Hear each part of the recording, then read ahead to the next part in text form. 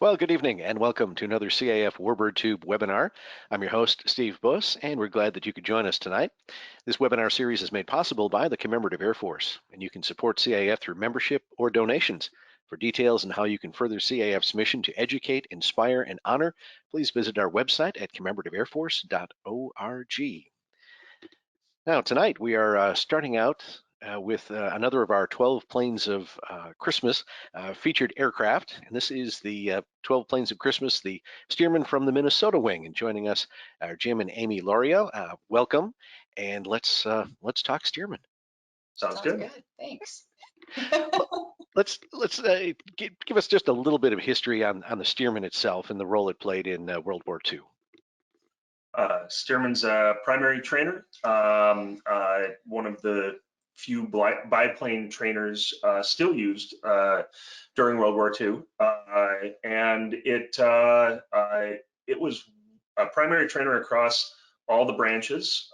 It was used by the Navy and the Air Force and Army at the time, and guys would start out with their basic stick and rudder skills in the Stearman. It was a common aircraft to see all over the country. In fact, we'll be talking about, the Stearmans that were flying up here, even during the cold winters in Minnesota during the war, to train pilots up on their basic flying skills. Well, good. Let's talk a little bit about your home base, Fleming Field. Sounds good.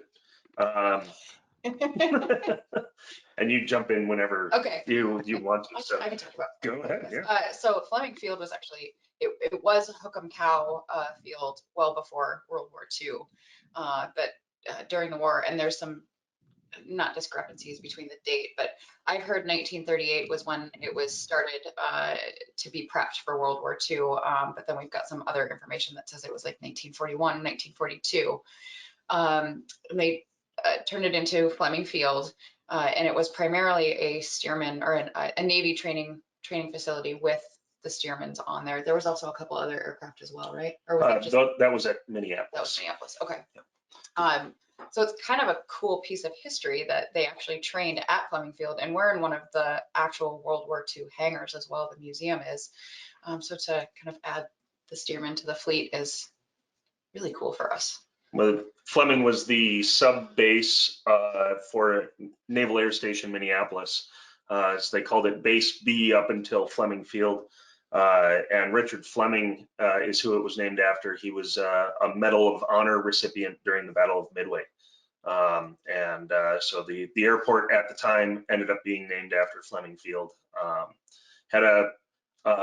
after Richard Fleming, excuse me. And had a mascot of a penguin on skis, drawn by drawn by Disney, and they had a whole magazine set aside for it. But Base B was primarily night flying and night training, and they had a number of Stearmans. We have a picture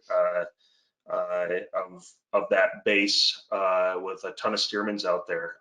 It's famous for George Bush Sr. having trained out of Fleming Field. His first night flight was taken there. So yeah, we've got a cool case in the museum that kind of showcases him and his flying career and everything. So yep. It's interesting you mentioned that the mascot was a drawing by Disney. I just happened to read an article. One of the history websites that Disney actually had a dedicated staff that did nothing during World War II but create logos for all the different requests that they were getting from units all over. But Navy, they seem to favor the U.S. Navy the most, so it plays right into Fleming Field. Yeah, absolutely. Yeah, we have some letters. We worked with the Dakota County Historical Society to find out more information, but they have the letters written back and forth between Naval Air Station Minneapolis and Disney as they were designing the logo. So it's kind of a neat piece of history to see that back and forth. It certainly is. Do you happen to know about how many pilots went through training at Fleming Field during the war? I do not. I do not know that. Put you on the spot right off the bat tonight. Yeah, well, it's Amy's doing some research. She has background info, maybe. Well, we have, one of our volunteers did a lovely blog post about it a while back, and he put in all kinds of information that I didn't even know. Like, where did you find all of this? So let me look. Let's keep talking and I'll get back to you. Well, we've talked in the past with some of the CAF units that are down in Texas or the Southwest, and there were a lot of training bases that were there, mainly because of the great weather. But Minneapolis, it's upper Midwest. It's cold quite a few months out of the year, and you've got snow and ice and everything else. Did that that must have been a little difficult to be flying an open cockpit Stearman in the winter months. Absolutely. Want to. No, absolutely not. In fact, one of the letters talking about Fleming Field that George Bush Sr. Wrote, it primarily spoke to the cold that he had to deal with, and he was flying in heavy leather flight suits and dealing with a February winter here, where it can get to the -40s temperature, and it wouldn't be a pleasant way to be. We've flown open cockpit under 40 degrees here, positive 40 degrees, but after that it's just you're not having any fun. Right. and for the flying we do, it's supposed to be fun. It's not supposed to be a lot of work. Yeah. Right. Absolutely. Did you come up with an answer, Amy? No, the blog post had a lot of other interesting facts, but nothing about how many people. Okay. It was pretty significant. They operated the base through 45. It ended up getting turned back over to the city in 1948. So starting 38, 39, and all the way through, they would have run a lot of trainees through NAS Minneapolis all through the war. They even housed waves, women accepted for volunteer emergency service, which is interesting as well. So on the field, little fun fact since I pulled up the blog post. There you go. Excellent. Well, let's talk a little bit about the airplane that we're here to present to folks tonight, and that is the Stearman. That's the new addition to the Minnesota Wing. Yes. So we have talked about airplanes that we've wanted to acquire over the years, and Stearman has always been on the list, everybody's list. So as a staff, we had always put Stearman up there, and looked at options for buying, options for how we could get one donated, and ultimately this Stearman came up available through headquarters as an aircraft up for assignment. It's in restoration, and we would have to cover the costs remaining for the restoration on it.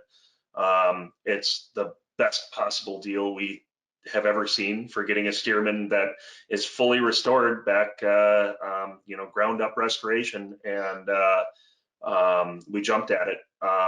It even happens to be an N2S, which is the Navy version Stearman, an N2S-1. It's in the same block number as a lot of the Stearmans that were at Fleming Field. This one wasn't, unfortunately. It would have been great if it was, but we're going to paint it like it was at Fleming, which is the yellow peril, paint scheme, primarily yellow, with a little bit of markings here and there. We're gonna keep that red band off of it that you normally see on Stearmans. It's gonna be mostly a yellow scheme, since they didn't do instrument training at Fleming Field, and that red band signifies instrument training. So I didn't know that. Mm-hmm. So it'll be a little different than a lot of the N2Ss that you see out there.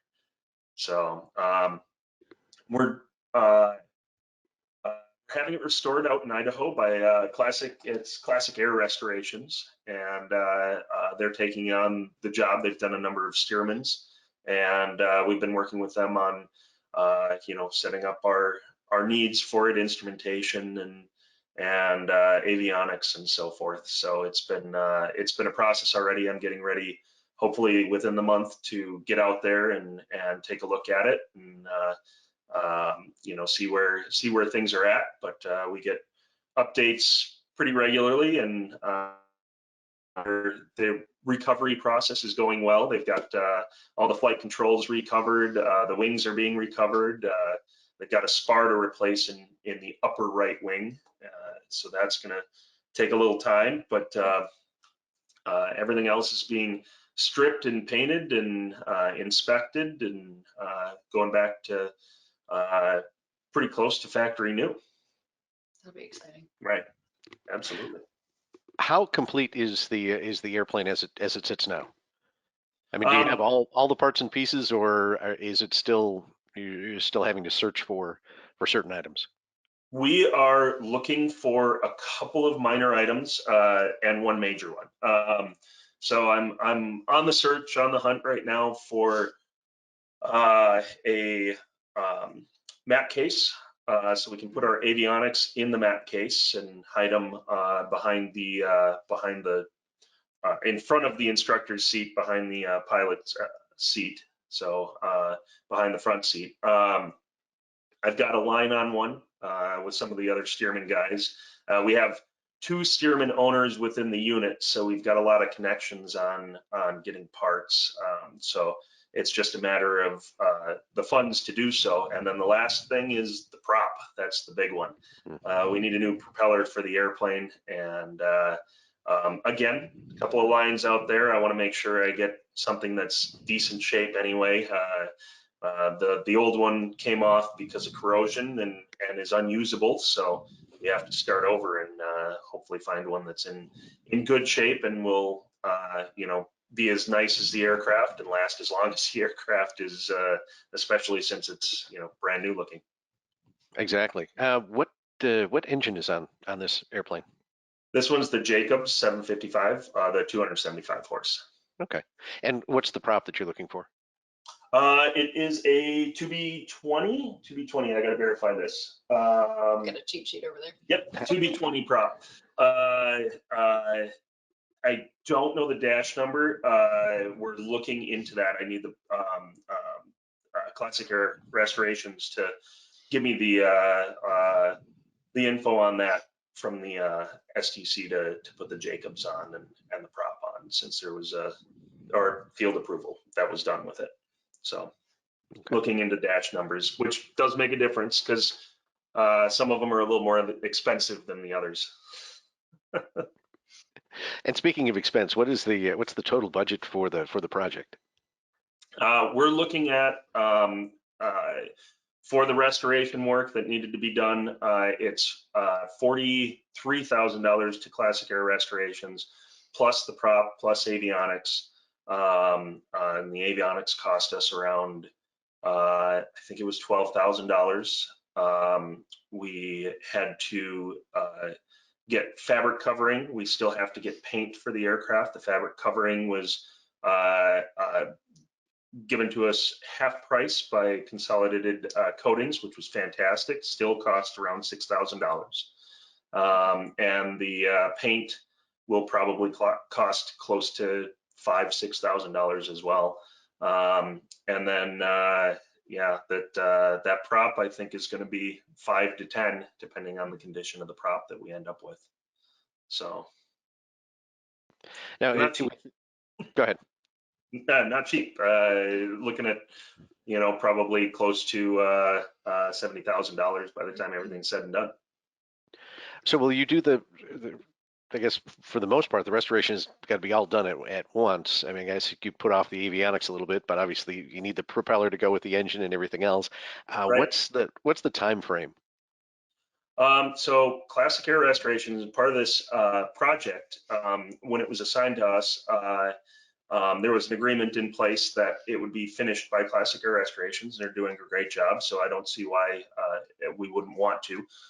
They also said they would have it done within 5 months, which is yeah, huge. Yeah. We're hoping for it to roll out in the spring. We've given them a few more months than 5 because we don't need it in the middle of winter here.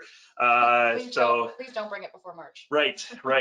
So actually, we're talking about if it's ready, we want to bring it home in May timeframe. That way, going over the passes and everything else will be smooth sailing, and our pilot won't freeze to death. So always a good thing. Very good. You've kind of outlined why the Stearman is important with the history at Fleming Field, but also I'm sure there are a number of veterans who are still in the area that probably remember flying in a Stearman from Fleming Field. Absolutely. We have veterans coming through all the time. We have a PT-22, which is an excellent little aircraft. It's a lot of fun. You know, that open cockpit with no top wing, and you feel just, you know, out there in the world. It's pretty awesome. But most of the guys we run into, they flew in Stearmans. It's very common to run into those guys, as you know, many as we see anymore. But yeah, we'd like to connect again with those guys and be able to show them the Stearman and give them a ride as well. Just the local part of the history too is really exciting for me, to be able to share with people too. Mm-hmm. You know, like the B-25 tells a story, it's Miss Mitchell, and it's a, you know, and our BT-13 tells a story now too. We actually did research and went back to figure out, you know, what the story of that airplane is. So to be able to tell like the field that we're on, that story is, I don't know, it's just really exciting. Right. Is the long-term plan for the airplane to obviously do the living history flight experience, the rides program, but also will you campaign it at other air shows around the area? Absolutely. In fact, we're already set up for an air show in June, the Eau Claire Air Show, Chippewa Valley Air Show. They contracted it with the caveat that it has to be done. So we're expecting, we're hoping for it, and expecting it, but yeah, we have excitement already at the air shows. Duluth sounds like they're interested in it, and other local air shows as well. And when it isn't going to the larger shows, we'll try to hit up smaller airports, smaller venues, you know, down to pancake breakfasts, and bring the aircraft as much as we can around the community. We've got a ton of pilots interested in flying it. Some of our pilots have significant Stearman time already, both with their own private aircraft and then other museums locally. And so we're hoping to expand our pilot group within that aircraft. We've got about 15 that are very, very interested in flying as soon as possible, and I think it's going to be a busy aircraft all the time. Yeah, I think so too. Yeah. Well, and you mentioned even though in the upper Midwest we have, you know, almost 6 months of winter, but there's also a significant flying season and a lot of general aviation activity. And speaking from Wisconsin, Minnesota, obviously Minnesota Flyer has been around. The magazine's been around for a long time, and it's just amazing the number of small airports that still manage to thrive and survive. And I would think the Stearman would be great at any of those. Absolutely. Yeah. Absolutely. Yeah, it's we've got a ton of small airports locally, and I mean, even our small airport, you know, it's a strange anomaly within aviation up here. You know, you see some of the smaller airports out around the country, and you know, it's a lot of small activity there, but there's business here within Minnesota, Wisconsin, and you know, on the fields. Ours, for example, Whip Air is on our field, and they're the largest float manufacturer in the world, and they're on this little 4,000 foot strip, you know, near Minneapolis. It's kind of a strange thing, but it's neat to see all those places, bring the airplane to those places, and we've made a lot of connections over the years with our other aircraft, and it'll be great to add this to the ability to show them and showcase the aircraft and the capabilities of it, and give people an opportunity to fly in it as well. Great. If folks want to support the Stearman project, how's the best way to do that? They can go to our website. 12 Planes of Christmas. Yeah, well, with 12 Planes of Christmas, they can donate there, and I'm sure there'll be a link with this video. And then they can also go to our website and donate there as well. But we're really hoping to make a significant impact with 12 Planes of Christmas. We had a lot of people very interested in the airplane when we first kind of announced it and as we started fundraising, but we need to finish it off. Absolutely. Yeah. And one of the questions that Leah asked earlier is, which is better, a restored airplane or restoring an airplane or buying one that's already finished? Right. Depends on what you want to do. Sure, absolutely. So How much work you want to do. we've had both in our fleet. I've dealt with a number of people who have done both as well. It's expensive to restore an airplane. It's very expensive up front, but usually you walk away with a pretty good aircraft afterwards, especially if you've done a lot of the work with people who have knowledge and been involved with it yourself. You know what you're dealing with, you know the airplane in and out, and usually for the next 10 years, you're not really dealing with a lot of problems. And if you did it right, even more down the road. You know, our B-25 got restored in the 80s and into the early 90s, and corrosion has never been an issue with it because they took their time and made sure they coated everything in zinc chromate and epoxy and made sure it got done right. But it was also a 12-year restoration took process. 12 years. And you know, you can buy an airplane for less than you restore one for, certainly, and you can walk away with a gem of an aircraft. But you can also run into problems. One of our pilots just paid $105,000 for his airplane's condition inspection this last year, and he didn't do a proper engine on it. So it can cost you a lot of money too if you end up with the wrong aircraft. So it's a toss-up sometimes. Well, and hopefully it's in good hands right now, and the Stearman will return to you and have a very long and illustrious career with the Minnesota Wing. Let's talk just a little bit about the wing itself. You folks are very active. You mentioned the B-25, the PT-22, the BT-13, the Stearman coming online, and the museum. Tell me a little bit about that. Yeah, well, we've got quite the museum. We've been around since 1971. We were the first charter unit of the CAF, which is kind of cool. We started as a maintenance operation, so everybody used to send their aircraft to us, and we'd go. All the guys would go down to wherever, and eventually we started acquiring, you know, different airplanes. What was it? The BT that came first? We had a privately owned B-25, Yeah. and then yeah, the BT I think was the first after that. Yeah, and then we got Miss Mitchell, the B-25 in 1980, and that was a 12-year restoration process. We've acquired vehicles over the years. We've got a WC-21, which is really cool, and it has a bomb trailer that's complete, and so now that can kind of, at least locally, go on the road with Miss Mitchell and show up, you know, with reenactors, and we've got the whole bomb trailer. It's really cool. And we've also got an SNJ and an L5. We've got an L-17 that's in restoration.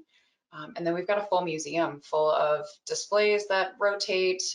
You know, we do a lot of parades locally, a lot of events. We have 2 hangar dances a year. So if you're in the Twin Cities or passing through, come and see us. Absolutely. One of the best artifacts that we have too is an engine out of a P-47. And if anybody followed the Finding Lauren project that Air Corps Aviation did, the engine off of Lauren's P-47, he crashed, was shot down during World War II in Italy, and he was killed there. The family went over to Italy, searched out the crash site, didn't know where it was, knew general town near where it would be, and they worked with locals, got close, ended up finding the crash site, his dog tags, the engine, the whole bit, and dug it out and returned it all home. And we have the engine and a number of the artifacts from that. And the family themselves are putting together the display. And it's an ongoing process right now, but it's a fantastic display, being able to see that R2800 and you know, in sitting next to a fresh R2600 and this crashed R2800. It's pretty powerful. Indeed, and Wow, it's something I had no idea was a part of your collection. I was thinking you were going to say the best artifact was the hangar itself, considering that it is a It's pretty World War cool. II. Yes, World War II vintage with the round roof and all the wood inside. If go to their website and see the pictures of the hangar, it is incredible. Yeah, Yeah, it makes for a really good hangar dance with the acoustics. yeah, absolutely. Yeah, it's all redwood and just a gorgeous hangar. Yeah. And speaking of the hangar dance, how was the fall dance? Good. We had a great attendance. We've got the hangar is really wide open. We've got a lot of space in there. All of the aircraft go outside, and we utilized a lot of ramp space so people, felt safe and secure, and everybody had a good time. And yeah, it was a lot of. What did we have? About 800 people total? Before the volunteers, Yeah, about 800 patrons, and then about 120 volunteers, and yeah. So yeah, it got close to that 1,000 number, and for COVID, that's really good. Yeah. We've got we have beer that comes in. We've got a sponsor for that, Indeed Brewing. We've got dance lessons that happen, and then we've got a vintage costume contest too that we do. So it's just a lot of fun. And if you don't dance, like I don't dance. Like I've taken several lessons and I still can't quite get it. But I just like to watch everybody dance and have a good time. And you can just sit and be a spectator. You can dance. You can have some food. We've got great food trucks, or you can just kind of be around airplanes. Yeah. That's awesome. And has the trend continued with younger people still having a renewed interest in big band and swing music and dancing? Yeah, Absolutely. we have a lot of high school and college age kids come through, and boy, do they know how to dance. Oh yeah. I did not take those classes in high school and college. I don't know. But yeah, it's kind of it's really neat to see the young people and the older people there as well, because we've got literally everybody all the way up to, World War II veterans, Korea, Vietnam, and everybody's dancing and having a good time. That's awesome. We've got a short video. It's going to talk a little bit about the wing itself. So let's go ahead and take a look at that.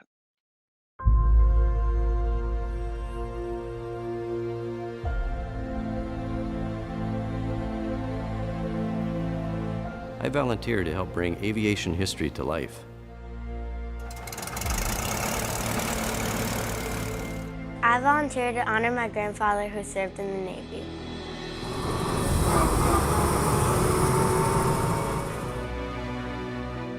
I volunteer to help preserve the legacy of the greatest generation. I volunteer to educate people. I volunteer to work on planes with my son. I volunteer to inspire and to tell a story.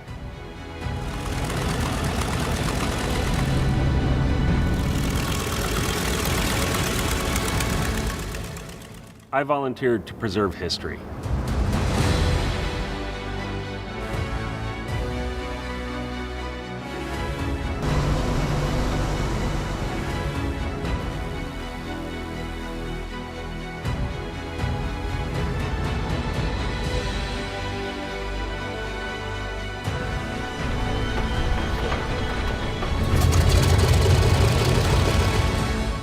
This is more than just a museum.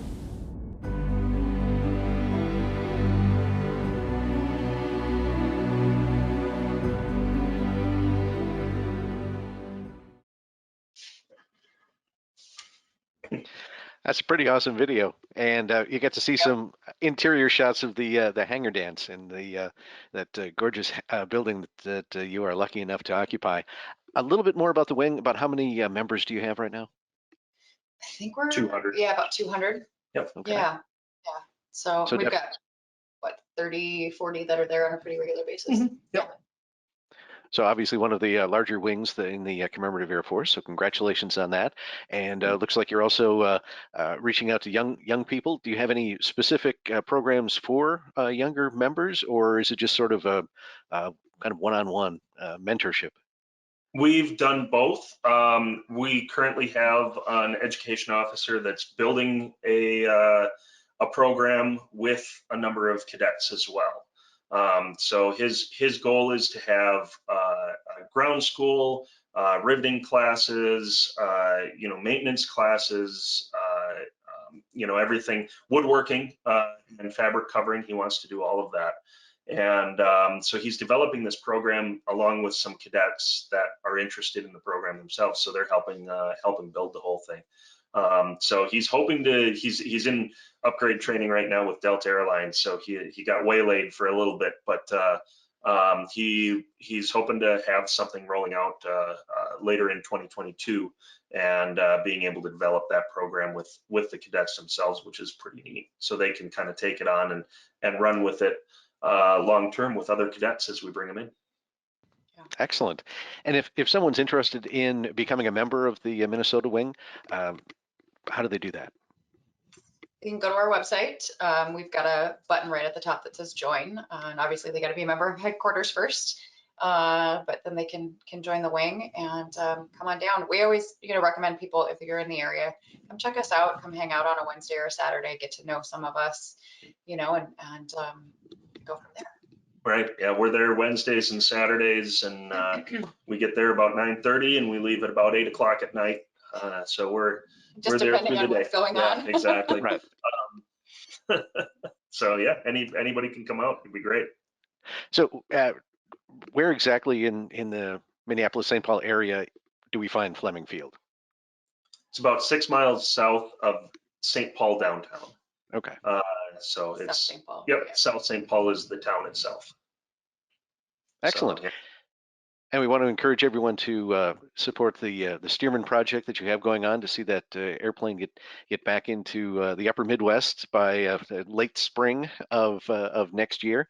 And again, you can donate through the 12 Planes of Christmas, or you can go directly to the Minnesota Wings website. Before we wrap up, any final thoughts from you, Jim and Amy? Good. I don't think so. Just thanks for having us on here and talking about the wing, and please donate. It'll help a lot. We appreciate everybody's contributions so far. That's gotten us a long way. And we continue to grow as a unit and are excited about this potential as well, and looking forward to it. So thank you for having us, Steve. Awesome. Well, congratulations on your success in 2021, and hopefully even more success coming your way in the upcoming new year. And again, support the Stearman project through the 12 Planes of Christmas or by going directly to the Minnesota Wings website. That's going to wrap up our CAF Warbird Tube webinar for this evening. Again, thanks to Jim and Amy Loria for joining us from the Minnesota Wing to talk about their Stearman project. If you have any suggestions for a future topic, someone you think we should talk to, or topic you'd like us to explore, please drop Leah Block a note at media@cafhq.org. Until the next time, I'm Steve Buss. Thanks for joining us from the Commemorative Air Force.